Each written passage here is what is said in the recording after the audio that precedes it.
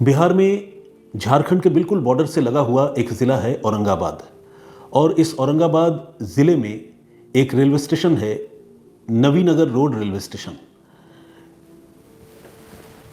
24 जून की रात की ये बात है। नवीनगर रोड रेलवे स्टेशन पर एक ट्रेन आकर रुकती है जो झारखंड के रांची से चली है।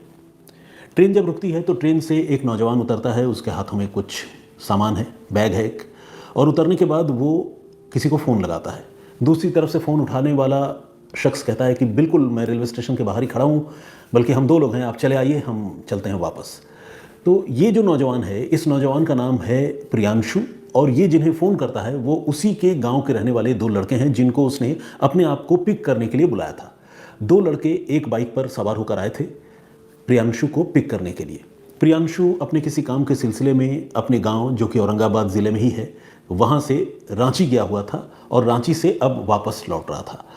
रेलवे स्टेशन से वो बाहर निकला, बाहर 2 नौजवान मिले, एक बाइक पर 3 लोग सवार हो गए और प्रियांशु खुद ही उस बाइक को राइड करने लगा, चलाने लगा, और दोनों लड़के पीछे बैठ गए और वो अपने गाँव के रास्ते पर बढ़ चले, आगे चलने लगे।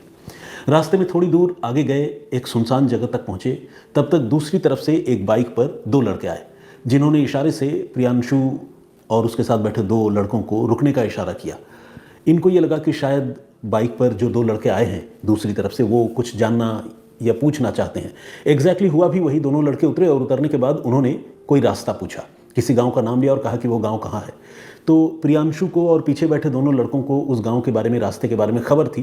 तो प्रियांशु उनको ब्रीफ करने लगा, बताने लगा कि इधर से जाइए, बायां मुड़िए। अभी ये सब चल ही रहा था, इधर से जाइए, बायां मुड़िए। तब तक बाइक पर सवार जो 2 लड़के थे उन्होंने गन निकाल ली, और गन निकालने के बाद बिल्कुल पॉइंट ब्लैंक रेंज से प्रियांशु के सिर में और जिस्म के दूसरे हिस्सों में एक के बाद एक कई गोलियां मारी। प्रियांशु को 4 गोलियां लगी और उसमें से सिर में 2 या उससे अधिक गोली लगी और प्रियांशु वहीं मौके पर गिर गया और प्रियांशु की मृत्यु भी हो गई। लाजमी है, सिर में अगर एक गोली भी लग जाए तो बचने की गुंजाइश नहीं के बराबर होती है। यहाँ 3-3, 4-4 गोलियां किसी आदमी को मारी जा रही है। तो बाइक पर जो पीछे 2 लड़के बैठे हुए थे उनकी रूह कांप गई। अपनी आंखों के सामने अपने जानकार एक ऐसे नौजवान जिसको उन्होंने बचपन से देखा है, गांव में एक साथ बड़े हुए हैं, उसकी हत्या हो गई। अब ये दोनों लड़के जो है, इनकी हालत ऐसी हुई काटो तो खून नहीं वाली। तब तक बाइक पर जो अटैकर्स थे, जो किलर्स थे, उन्होंने अपनी बाइक आगे बढ़ाई और आगे निकल गए। कुल मिलाकर अंधेरे में हमलावर गायब हो गए और प्रियांशु की वहीं मृत्यु हो गई। बाइक वहाँ नीचे गिर गई, दोनों लड़के वहाँ हक्के बक्के खड़े रह गए। इसके बाद इन लड़कों ने प्रियांशु के घर में फ़ोन करके इसके बारे में जानकारी दी, लोकल पुलिस को इन्फॉर्म किया और फिर इस मामले की जांच शुरू हुई। ये एक भयानक कत्ल का मामला था जिसमें साजिश करके, पूरी तैयारी करके, पहचान करके एक शख्स को गोली मारी गई थी। लेकिन प्रियांशु आखिर ऐसा क्या करता था और उसे इस तरह से किसी ने टारगेट करके उसकी जान क्यों ली? ये एक बहुत बड़ा सवाल था और इस सवाल का जवाब अब पुलिस को भी जानना था और उसके घर वालों को भी जानना था। लेकिन इस पूरी कहानी का एक और दुखद पहलू यह है कि प्रियांशु की अभी बमुश्किल कुछ रोज़ पहले ही शादी हुई थी। बल्कि मैं आपको 24 जून की बात बता रहा हूं और मई के महीने में प्रियांशु की शादी हुई थी। शादी के कुछ ही दिनों के बाद अगर किसी नौजवान लड़के की हत्या हो जाए तो आप समझिए कि उसकी वाइफ पर, उसकी नई नवेली दुल्हन पर क्या गुजर रही होगी। वो तो जब उसने सुना कि उसके पति की हत्या हो गई, वो बिल्कुल बेहोश होकर गिर पड़ी। घर वालों ने किसी तरह से उसके चेहरे पर पानी वानी डाला और उसे होश में लाने में कामयाब हुए। इधर प्रियांशु की मौत की खबर मिलने पर घर के लोग दौड़ते हुए मौका वारदात की तरफ भी गए और पुलिस को इन्फॉर्म किया गया। पुलिस मौका वारदात पर पहुंची, प्रियांशु के शव को बरामद करके पोस्टमार्टम के लिए भिजवा दिया गया। ज़्यादातर गन शॉट जो है, बुलेट शॉट जो है, वो सिर पे ही थे क्योंकि बिल्कुल क्लोज रेंज से टारगेट करके गोली मारी गई थी हत्या के इरादे से, ताकि बचने की कोई गुंजाइश ही न रहे। अब पुलिस ने इस मामले की जाँच शुरू की। पुलिस ने सबसे पहले तो यही पता करना शुरू किया कि प्रियांशु की किससे दोस्ती दुश्मनी थी। तो पता चला कि प्रियांशु प्राइवेट जॉब में था और उसकी किसी से कोई ऐसी दुश्मनी नहीं थी, ऐसी भयानक एनिमिटी नहीं थी कि कोई उसकी हत्या कर देता। क्योंकि अगर ऐसा होता तो घर वालों को या परिवार वालों को कुछ पता होता। ज़मीन जायदाद का भी कोई चक्कर नहीं था क्योंकि प्रियांशु का परिवार वेल सेटल्ड था, उनकी गांव में अपनी ज़मीन थी, पक्का मकान है। प्रियांशु के एक भाई हैं जिसके साथ प्रियांशु के बहुत अच्छे रिलेशन हैं। तो कुल मिलाकर सब कुछ पिक्चर परफेक्ट था लाइफ में और किसी से कोई अदावत, कोई दुश्मनी जैसी कोई बात पुलिस को इनिशियल इन्वेस्टिगेशन में पुलिस को पता नहीं चली। अब पुलिस भी सोच में पड़ गई कि भाई इस लड़के का मर्डर फिर क्यों हुआ। पुलिस ने अब ये तय किया कि वो प्रियांशु के घर जाएगी, घर वालों से पूछताछ करेगी और घर की भी तलाशी लेगी। इस क्रम में पुलिस प्रियांशु के घर पहुंची। घर पहुंचने के बाद घर के लोगों से बातचीत की गई, खासकर उसकी नई नवेली जो बीवी थी, जो अब मतलब विधवा हो चुकी थी, उससे भी पुलिस ने पूछताछ की। वो भी बिल्कुल क्लूलेस थी और बहुत ही दुख में थी, उससे तो बात करना मुश्किल हो रहा था, वो इतना रो रही थी। तो पुलिस ने सारे लोगों से बातचीत की, उनके बयान नोट किए और फिर पुलिस ने घर की तलाशी लेने का फैसला किया। पुलिस ने सारे लोगों को कहा कि आप कुछ देर के लिए बाहर आ जाइए, हमें घर की तलाशी लेने दीजिए। पुलिस की टीम घर में तो खैर तलाशी ले ही रही थी, स्पेशली जिस कमरे में प्रियांशु और उसकी पत्नी का नाम था गुंजा रहती थी, उस कमरे की पुलिस ने खास तौर पर तलाशी ली। और उसकी वजह यह भी थी कि भाई जिस आदमी के साथ इंसिडेंट हुआ है, जिसके साथ ज़्यादती हुई है, उसी के कमरे में कोई सुराग मिल सकता है इस मामले का, अगर मिले तो पुलिस को भी पता नहीं था क्या सुराग मिलेगा, लेकिन पुलिस तलाशी ले रही थी। तो तलाशी लेने के क्रम में पुलिस ने बहुत सारी चीज़ों को उलट पुलट कर देखा। पुलिस को उस कमरे से 2 मोबाइल फ़ोन मिले। पुलिस को एक मोबाइल फ़ोन मौका वारदात से जो प्रियांशु का था वो मिल चुका था और उसका पुलिस CDR यानी कॉल डिटेल रिकॉर्ड भी निकलवा चुकी थी। उस फ़ोन के कॉल डिटेल रिकॉर्ड को चेक करने पर पुलिस को उसमें कुछ भी अनयूजुअल, कुछ भी अजीब बात नज़र नहीं आई। कई बार होता है ना कि किसी से बहुत ज़्यादा बातचीत होता हो, बहुत ज़्यादा, या किसी से मान लीजिए इलिसिट रिलेशन हो या शादी के बाद भी कोई अफेयर चल रहा हो, तो वो सारी चीज़ें कॉल डिटेल में रिफ्लेक्ट होती हैं। तो जब प्रियांशु के कॉल डिटेल को पुलिस ने चेक किया तो पुलिस को उसमें ऐसी कोई भी बात समझ नहीं आई, नज़र नहीं आई। जो सस्पेक्टेड पुलिस को लगा, पुलिस ने उन नंबरों पर भी फ़ोन करके वेरीफाई किया और सारे लोगों ने बहुत कॉन्फिडेंस से प्रियांशु के बारे में पुलिस से बातचीत की, जवाब दिया। कोई ऐसा नहीं था जो पुलिस को अवॉइड करता। तो ऐसे में पुलिस को ये बात समझ में आ गई कि प्रियांशु के मोबाइल फ़ोन में कम से कम इस मर्डर केस का डायरेक्टली कोई लिंक जो है वो नहीं है, मौजूद नहीं है। अब पुलिस ने जो प्रियांशु के बेडरूम की तलाशी ली, उस तलाशी में पुलिस को 2 फ़ोन मिले, 2 मोबाइल फ़ोन। पुलिस दोनों मोबाइल फ़ोन पुलिस ने घर वालों को दिखाए और पूछा कि ये मोबाइल फ़ोन किसका है। तो जो प्रियांशु की पत्नी थी गुंजा, उसने कहा मेरा फ़ोन है। परिवार वालों से पूछा तो परिवार वालों ने कहा हाँ ये तो बहू का ही फ़ोन है और इसी से तो वो बातें किया करती है।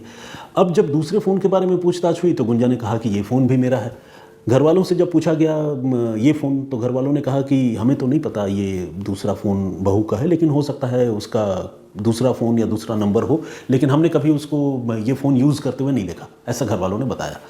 पुलिस ने उन दोनों फ़ोन को अपने कब्ज़े में लिया और ये कहा कि वो अभी चूंकि इस मामले की जांच कर रही है तो इन्वेस्टिगेशन के लिहाज से वो पुलिस अभी फ़ोन जो है अपने पास रखेगी और फिर कुछ दिनों में वापस दे देगी। तो पुलिस ने उन फ़ोन को तो कब्जे में लिया ही, उनका फॉरेंसिक एग्जामिनेशन पुलिस को करवाना था। इस बीच पुलिस ने उन फ़ोन में जो सिम कार्ड लगे हुए थे, जो नंबर थे, उनका पुलिस ने CDR यानी कॉल डिटेल रिकॉर्ड निकलवाया। तो एक जो गुंजा का मोबाइल नंबर था, जिस मोबाइल नंबर से गुंजा सारे लोगों से बातचीत करती थी, उस मोबाइल नंबर का CDR निकालने पर उसमें पुलिस को कुछ भी अनयूजुअल बात नज़र नहीं आई। लेकिन जो एक दूसरा नंबर था जिसके बारे में खुद गुंजा के ससुराल वालों को किसी को कुछ नहीं पता था, उस नंबर का जब पुलिस ने CDR निकलवाया तो पुलिस ने देखा कि उस नंबर पर सिर्फ एक ही आदमी से गुंजा की लगातार बात होती है और खूब बात होती है, रोज़ बात होती है, घंटों बात होती है। ये देखकर पुलिस का माथा ठनका। पुलिस को इस बात की हैरानी हुई कि एक नई नवेली दुल्हन जिसकी अभी अभी शादी हुई है, वो किससे घंटों बात करती है और वो फ़ोन ऐसा सीक्रेट क्यों है कि ससुराल वालों को भी पता नहीं है, जाहिर है प्रियांशु को भी पता नहीं होगा। तो ये नंबर किसका है और गुंजा किससे बात करती है? अब पुलिस की शक की सुई इसी मोबाइल नंबर के ऊपर और ख़ासकर गुंजा के ऊपर टिकने लगी। पुलिस ने इस मोबाइल नंबर में जिस नंबर से कॉल आते और जाते थे, पुलिस ने उस नंबर को अब सर्विलांस पर लिया और उसके बारे में जानकारी जुटाने की शुरुआत की। गुंजा से पूछताछ की तो ज़्यादा देर तक गुंजा जो है इस मामले में झूठ नहीं बोल पाई और गुंजा ने यह बता दिया कि ये उसके फूफा जी का नंबर है, नाम है जीवन सिंह। और फूफा जी औरंगाबाद के पास में एक और जगह है, वो झारखंड में पड़ता है, उसका नाम है डाल्टनगंज, वहाँ के रहने वाले हैं। फूफा जी जीवन सिंह जो हैं वो एक अमीर कारोबारी हैं, उनकी बसें चलती हैं, मोटरसाइकिल्स के कई शोरूम्स हैं। तो कुल मिलाकर दौलत की, शोहरत की फूफा जी के ज़िंदगी में कोई कमी नहीं है। अब अपने इसी फूफा जी से, जिसकी उम्र तकरीबन 60 साल है, उससे तकरीबन 35 साल की उम्र वाली गुंजा की लगातार बात होती थी और खूब बात होती थी। पुलिस ने जब उन मोबाइल फ़ोन्स का फॉरेंसिक एग्जामिनेशन करवाया तो पुलिस ने यह भी देखा कि गुंजा की कुछ बेहद पर्सनल प्राइवेट तस्वीरें, वो तस्वीरें जो है गुंजा ने उसी मोबाइल फ़ोन से अपने फूफा जी के नंबर पर भी भेज रखी थी। ये एक अपने आप में बहुत ही अजीब बात थी। एक तो अजीब बात यही थी कि अपने फूफा जी से उसका घड़ी घड़ी घंटों रोज़ बात करना, और दूसरा अपनी पर्सनल प्राइवेट तस्वीरें फूफा जी को भेजना, ये सारी चीज़ें इशारा कर रही थी कि उसका अपने फूफा से कोई नॉर्मल रिलेशन नहीं था, बल्कि रिलेशनशिप फूफा के साथ जो भी रिश्ता बनता हो किसी लड़की का, मेरे ख्याल से भतीजी का हो सकता है, तो वो रिलेशन जो है वो नॉर्मल नहीं था कुल मिलाकर। अब पुलिस ने गुंजा को हिरासत में लिया और उससे पूछताछ शुरू की, और पूछताछ करने पर गुंजा ने यह कबूल कर लिया कि हाँ, वो फूफा के साथ, 60 साल के फूफा के साथ लव अफेयर में है। पुलिस ने अब प्रियांशु के कत्ल के बारे में जब पूछा तो उसने माना कि हाँ, प्रियांशु का कत्ल किसी और ने नहीं बल्कि उसी के फूफा ने करवाया है, और उसे अपने पति के कत्ल की पूरी जानकारी है, पूरी खबर है। अब ये मामला सुलझ चुका था, लेकिन इसके पीछे जो कहानी थी वो कहानी अभी सामने आनी बाकी थी कि ये साजिश कैसे रची, फूफा के साथ इस तरह का ज़बरदस्त टाइप का भयानक वाला अफेयर कैसे शुरू हो गया, और ये प्रियांशु को इस तरह से टारगेट करने की क्या ज़रूरत थी। ये सारे सवाल अभी पुलिस को पता करने थे। तो पुलिस ने गुंजा को हिरासत में लेने के बाद उससे जब सख्ती से पूछताछ की तो सारी कहानी सामने आई। गुंजा ने यह बताया कि वो अपने फूफा के साथ पिछले 15 सालों से सीक्रेट रिलेशनशिप में है, और इस रिलेशनशिप की शुरुआत तब हुई जब 15 साल पहले वो अपने घर औरंगाबाद से डाल्टनगंज अपने फूफा के घर रहने के लिए गई थी।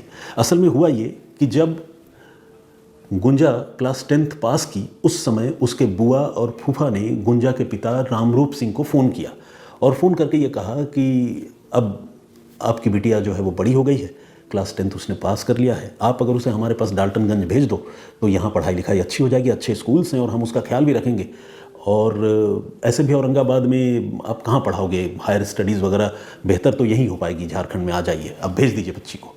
तो रामरूप सिंह को लगा कि जब खुद मेरी बहन इस चीज़ की पेशकश कर रही है और उसके पति यानी मेरे बहनों ही जब इसके लिए कर रहे हैं तो ये मना करने वाली कोई बात नहीं है, लड़की का करियर जो है वो संवर जाएगा, हम इसको डाल्टनगंज भेज देते हैं। तो क्लास 10th पास करने के बाद इस लड़की को, गुंजा को, उसके माता पिता ने डाल्टनगंज भेज दिया औरंगाबाद से, और वहाँ फूफा के घर में ये रहने लगी। लेकिन फूफा की उसी समय से गुंजा पर गलत निगाह थी, बुरी निगाह थी। वो गुंजा को उसी समय से ग्रूम करने में लगा हुआ था, उसे महंगे गिफ्ट्स दिलाता, अपने साथ घूमने घुमाने ले जाता, फिर वो होटल्स चले जाते, और उसी समय से एक ऐसा रिलेशनशिप फूफा और गुंजा के बीच में डेवलप हो गया था जो बिल्कुल डेवलप नहीं होना चाहिए था। अब न तो फूफा के घर वालों को इस बात की कोई खबर थी, न गुंजा के घर वालों को इस बात की कोई खबर थी। फूफा के साथ वो एक ही छत के नीचे रहती रही, और गुंजा और फूफा के प्यार को लोग एक पवित्र रिश्ता के तौर पर देखते रहे, लेकिन दोनों के बीच में एक ऐसा रिलेशनशिप था जो अनडिफाइंड था और जिसको कहीं से जस्टिफाई नहीं किया जा सकता। ये रिलेशनशिप चलती रही बड़ी खामोशी से 15 सालों तक, लेकिन अब जब गुंजा के शादी की बात आई और माता पिता उसके लिए लड़का देखने लगे तो फूफा जी, जो अब गुंजा के प्रेमी थे, वो इस शादी के आड़े आ गए। उसने गुंजा को ये कहना शुरू किया कि तुम शादी मत करो, फिर हमारा क्या होगा। अब गुंजा इस दबाव में थी कि अगर मैं अपने मम्मी पापा को मना भी करूं तो कैसे करूं, क्योंकि फूफा जी के साथ मैं प्यार करती हूं ये मैं बोलूँगी तो कैसे चलेगा, 60 साल उनकी उम्र है, वो ऑलरेडी शादीशुदा हैं, बाल बच्चेदार हैं, किस मुंह से मना करूंगी। तो गुंजा के पास कोई रास्ता नहीं था ये बताने के लिए कि उसका बॉयफ्रेंड कौन है या वो किसी और से शादी करना चाहती है। तो उसने कहा कि शादी मुझे कर लेने दीजिए, लेकिन मैं आपको ये वादा करती हूँ कि मैं शादी के बाद भी आपके साथ इस रिलेशनशिप को कंटिन्यू करूँगी। प्यार तो गुंजा भी अपने फूफा से बहुत करती थी, इसे आप प्यार कहें, इन्फैचुएशन कहें, लस्ट कहें, जो कहें, लेकिन वो भी जो है वो फूफा के काफ़ी करीब थी और फूफा भी उसके साथ इसी तरह के रिलेशनशिप में था। तो गुंजा ने ये कहते हुए कि मैं शादी के बाद भी आपके साथ रिलेशन में रहूंगी, गुंजा ने शादी कर ली। लेकिन शादी के बाद अब उस रिलेशनशिप को कंटिन्यू करना गुंजा के लिए ससुराल से थोड़ा मुश्किल हो रहा था। ऐसे में फूफा लगातार गुंजा पर दबाव भी बना रहा था। जब जब बात होती प्रियांशु की गैरहाजिरी में, तब तब फूफा कहता कि भाई ये क्या बात हुई, तुमको देख नहीं पा रहा हूँ, तुमसे मिल नहीं पा रहा हूँ। और इधर गुंजा भी फूफा से मिलना चाहती थी। इस बीच फूफा ने गुंजा को एक ऑफ़र दिया, कहा कि मैं तुम्हें 40 लाख रुपए कैश और अपने पास जो ज़मीन है उसका एक बड़ा हिस्सा दूंगा अगर तुम प्रियांशु को छोड़कर मेरे पास चली आओ, किसी भी बहाने से चली आओ। तो गुंजा जो ऑलरेडी फूफा के साथ इन्वॉल्व थी, उसको लगा कि ये बहुत बढ़िया ऑफ़र है, मुझे इतने सारे पैसे मिलेंगे, ज़िंदगी संवर जाएगी, फूफा चूंकि पहले ही काफ़ी पैसे वाले आदमी थे, तो गुंजा इस रिलेशनशिप के लिए उसको और आगे कंटिन्यू करने के लिए राज़ी हो गई। तो फूफा ने कहा कि ठीक है, अगर ऐसा है तो हम प्रियांशु को रास्ते से हटा देते हैं, मैं 2 शूटर्स भेजता हूँ, तुम उन शूटर्स को प्रियांशु की तस्वीर और लोकेशन भेजना और वो प्रियांशु की हत्या कर देंगे, करके वो फरार हो जाएंगे। किसी को कानो कान पता नहीं चलेगा कि प्रियांशु की हत्या किसने की, और जैसे ही ये घटना हो जाएगी तुम बिल्कुल गमी में और दुख में डूब जाना। तो गुंजा को ये बात समझ में आ गई और वो इस साजिश में शामिल हो गई, पूरी तरह से कन्विंस्ड हो गई। इसके बाद उन्होंने प्लानिंग के तहत 23 तारीख को 23 जून 23 तारीख को गुंजा ने अपने पति प्रियांशु से ये कहा कि आप प्लीज़ औरंगाबाद मार्केट तक चले जाइए और कुछ मिठाइयाँ लेकर आइए, आज मेरे भाई मुझसे मिलने आने वाले हैं। अब प्रियांशु को तो साजिश का पता नहीं था, वो औरंगाबाद मार्केट तक गया। इधर गुंजा ने क्या किया, प्रियांशु की एक तस्वीर उन शूटर्स को भेजी जो ऑलरेडी औरंगाबाद मार्केट में प्रियांशु का घात लगाकर इंतज़ार कर रहे थे कि कब प्रियांशु आए, उनका टारगेट आए और वो उसे गोली मारकर उसकी हत्या कर दे। गुंजा ने भेजा, उधर से ओके भी आ गया शूटर्स का, और अब गुंजा इंतज़ार करने लगे कि अब कोई बड़ी घटना होगी। लेकिन 23 तारीख का दिन जो है वो यूं ही निकल गया, क्योंकि 23 तारीख को शूटर्स ने उसके पति प्रियांशु को गोली ही नहीं मारी। बाद में शूटर्स के साथ जब गुंजा की बातचीत हुई तो पता चला कि बाज़ार में बहुत भीड़ थी, तो वो प्रियांशु को हिट नहीं कर पाए, टारगेट उनका मिस हो गया, वो मार नहीं पाए, रिस्क कुछ ज़्यादा था। अब इंतज़ार होने लगा अगले दिन का। अगले दिन प्रियांशु को रांची जाना था किसी काम से, तो वो रांची गया। पूरा दिन का समय जो है वो गुंजा को मिला। पूरे दिन में उसने शूटर्स के साथ मिलकर प्रॉपर प्लानिंग की और ये भी पता कर लिया कि उसका पति प्रियांशु किस ट्रेन से कब वापस लौट रहा है, किस रास्ते से लौटेगा, कौन प्रियांशु को लेने जा रहा है, सब कुछ जो है वो गुंजा को खबर थी। और गुंजा ने ये सारी बातें बहुत ही खुफिया तरीके से उन सुपारी किलर्स को बताई। सुपारी किलर्स अब पूरी तैयारी के साथ उसी रास्ते पर बढ़े जिस रास्ते से प्रियांशु आने वाला था, रेलवे स्टेशन से। क्योंकि सुपारी किलर्स ने ऑलरेडी रेकी कर रखी थी और प्रियांशु की तस्वीर देख रखी थी, उसे अच्छी तरह पहचानते थे, तो रास्ते में उसको रोककर आइडेंटिफाई करने में इनको कोई दिक्कत नहीं हुई। इन्होंने प्रियांशु को आइडेंटिफाई किया, रोका बहाने से और बिल्कुल करीब से गोली मार दी, जैसा कि मैंने आपको बताया। उसके बाद जब हत्या हुई, जांच आगे बढ़ी। इस बीच इन्वेस्टिगेशन में एक और बड़ी शॉकिंग फैक्ट, चौंकाने वाली बात सामने आई।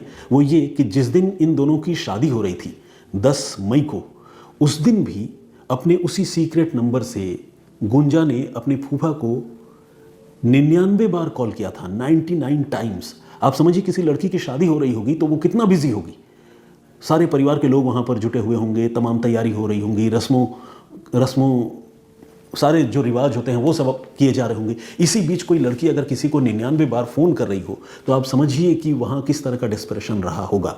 तो पुलिस ने जब गुंजा का वो सीक्रेट नंबर हासिल किया, मोबाइल फ़ोन को रिकवर करने के बाद, तो उसी समय जब शादी के दिन 99 बार बातचीत की जानकारी पुलिस को मिली, तो पुलिस को पूरा यकीन हो गया कि प्रियांशु के मर्डर से इस 99 कॉल्स का कोई ना कोई रिश्ता ज़रूर है। और आखिरकार जब छानबीन हुई तो वही फूफाजी वाली बात, वही रिश्ते वाली बात सामने आ गई और इस तरह से एक बेगुनाह लड़का जिसका कोई दोष नहीं था, उसकी हत्या का खुलासा औरंगाबाद पुलिस ने कुछ दिनों में कर दिया।